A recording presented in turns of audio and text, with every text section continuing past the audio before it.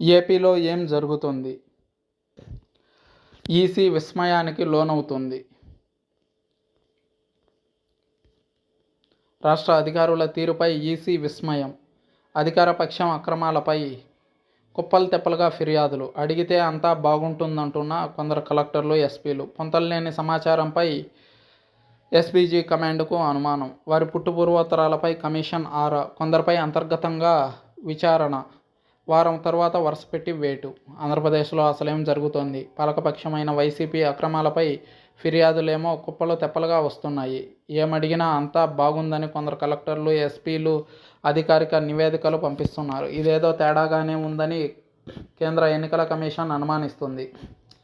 విశ్వసనీయ సమాచారం ప్రకారం 1/2 డజను మంది కలెక్టర్లు, అంతకంటే ఎక్కువ సంఖ్యలో ఎస్పీల వ్యవహార శైలిపై కన్నేసింది.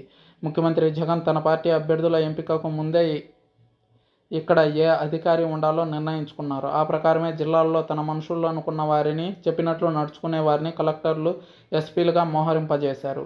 వారే ఇప్పుడు వివాదాస్పద నిర్ణయాలతో ఈసీకి చిరాకు తెప్పిస్తున్నట్లు తెలిసింది. అనేక జిల్లాల్లో అధికార యంత్రాంగం అధికార పక్షానికి అనుకూలంగా వ్యవహరిస్తుంది. కొన్ని చోట్ల ప్రభుత్వ ఉద్యోగులను, అధికారులను కూడా వైసీపీ కార్యకర్తలు పనిచేయించుకుంటున్నట్టుగా ఫిర్యాదులు వెల్లువెత్తుతున్నాయి.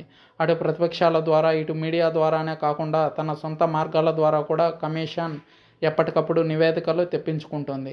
వాటిపై వివరణ అడిగినప్పుడు కొందరు కలెక్టర్లు వాస్తవాలను ఈసీ ముందుంచుతున్నారు. కానీ ఆ 1/2 డజను మంది మాత్రం అంతా బాగుంది, ఇక్కడ ఏం జరగడం లేదు, సందేహించాల్సిన అవసరం ఏమీ లేదు అని అంటున్నారు.